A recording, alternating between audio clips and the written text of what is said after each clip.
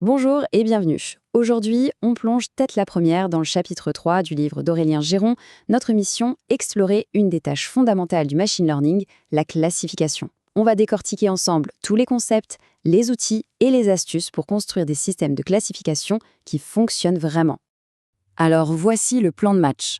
On commence en douceur avec les bases de la classification. Ensuite, on met les mains dans le cambouis en entraînant un premier modèle. Puis vient une partie cruciale. Comment mesurer si notre modèle est bon?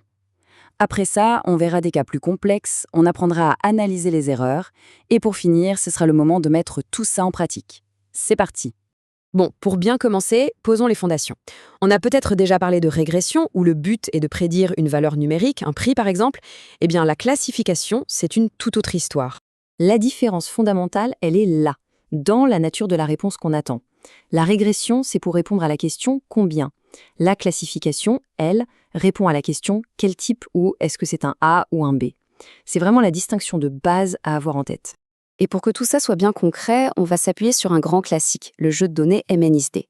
C'est une énorme collection d'images, de chiffres écrits à la main. Ces petites images vont être notre terrain de jeu pour expérimenter et comprendre en profondeur tous les concepts de la classification. Allez, on passe à l'action. On va commencer par le cas le plus simple possible en classification, le classifieur binaire. Le but? Distinguer une seule chose de tout le reste. On ne va pas chercher à reconnaître tous les chiffres de 0 à 9 d'un seul coup. Non, pour débuter, on se fixe un objectif beaucoup plus simple, construire un détecteur de 5. Le modèle aura une seule question à se poser, cette image est-elle un 5, oui ou non? C'est un exemple parfait car il va nous permettre d'introduire tout en douceur les concepts essentiels qui suivent.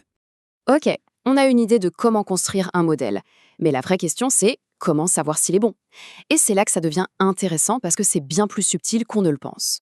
Quand on voit ce chiffre, 96%, la première réaction, c'est de se dire « Waouh, super !» On a l'impression que le travail est fait.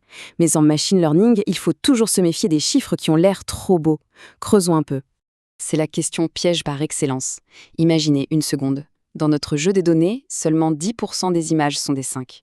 Un modèle un peu bête, qui dirait systématiquement « ce n'est jamais un 5 », aurait déjà 90% de bonnes réponses. On voit donc que la précision, toute seule, peut être hyper trompeuse, surtout quand les classes sont déséquilibrées. Pour y voir plus clair, on a besoin d'un meilleur outil. Et cet outil, c'est la matrice de confusion.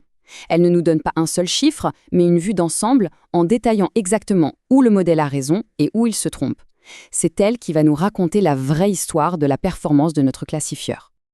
À partir de cette matrice, on peut calculer des métriques bien plus fines. La première, c'est la précision. Elle répond à une question très concrète. Quand le modèle affirme que c'est un 5, quel est son taux de réussite? C'est une mesure de sa crédibilité. La deuxième métrique indispensable, c'est le rappel. Le rappel, lui, regarde le problème sous un autre angle. Il répond à la question, sur tous les vrais 5 qui existent dans les données, quel pourcentage le modèle a-t-il réussi à identifier? Ici, on mesure sa capacité à ne rien laisser passer. Et là, on touche au cœur du problème. On ne peut généralement pas avoir une précision parfaite et un rappel parfait. C'est le fameux compromis précision/rappel. Si on règle le modèle pour être très prudent, haute précision, il va rater des cas, faible rappel. Si on le règle pour être exhaustif, haut rappel, il fera plus d'erreurs, basse précision. Tout est une question d'équilibre, un curseur à ajuster en fonction du problème à résoudre. Un autre outil visuel très puissant pour évaluer et comparer des modèles, c'est la courbe ROC. Elle permet de voir d'un seul coup d'œil comment se comporte un classifieur sur l'ensemble des seuils de décision possibles. C'est l'idéal pour juger de la performance globale d'un modèle et le comparer à d'autres. Bon, on a bien compris comment évaluer un classifieur binaire, mais le monde réel est rarement aussi simple. Il est temps de passer à des problèmes plus complexes, qui sont d'ailleurs beaucoup plus courants. Voilà les grandes familles de la classification. On est parti du cas binaire, 5 ou non 5. Le passage naturel, c'est le multiclasse, reconnaître tous les chiffres de 0 à 9. Mais ça ne s'arrête pas là. On peut avoir des cas où un seul exemple a plusieurs étiquettes ou même des sorties encore plus complexes. Prenons un exemple très clair. Un système de reconnaissance faciale qui analyse une photo de groupe. S'il reconnaît Alice et Charlie, mais pas Bob, la sortie ne sera pas une seule étiquette, mais bien plusieurs. Oui pour Alice, non pour Bob, oui pour Charlie. Une seule image, plusieurs réponses. Et là, on monte encore d'un cran. Pour nettoyer une image britée, la sortie du modèle n'est plus juste une ou quelques étiquettes. La sortie, c'est une image complète. Le modèle doit prédire la bonne valeur pour chaque pixel. C'est une application vraiment spectaculaire de la classification. Une des étapes les plus importantes pour améliorer un modèle, ce n'est pas seulement de regarder ses bons résultats, c'est surtout de se pencher sur ses erreurs. C'est en comprenant pourquoi il se trompe qu'on trouvera les meilleures pistes pour le rendre plus performant. Regardez ça. En analysant en détail les erreurs, on peut voir précisément quels chiffres sont souvent confondus. Ici, le modèle a du mal à distinguer certains 3 de certains 5. Pourquoi? Parce qu'ils se ressemblent beaucoup. Cette simple observation nous donne une piste d'amélioration cruciale. Il faut peut-être aider le modèle à mieux voir ces petites différences ou utiliser un modèle plus sophistiqué. On a vu pas mal de théories, les concepts, les outils. Maintenant, la meilleure façon d'ancrer tout ça, c'est de mettre les mains à la pâte.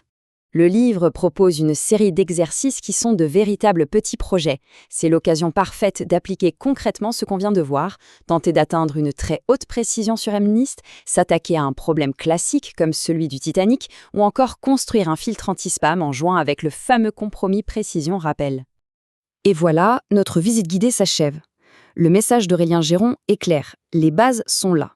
On sait maintenant comment choisir les bonnes métriques, comment naviguer dans le compromis précision-rappel et comment aborder une grande variété de problèmes de classification. La boîte à outils est bien remplie. On a fait un sacré tour d'horizon. Si on devait retenir une chose, c'est qu'il ne faut jamais se fier à une seule métrique comme la précision. Il faut toujours creuser, comprendre le contexte et trouver le bon équilibre pour le problème qu'on veut résoudre. Avec cette approche en tête, la question n'est plus comment faire, mais plutôt quel problème intéressant peut-on maintenant résoudre. C'est là que l'aventure commence vraiment.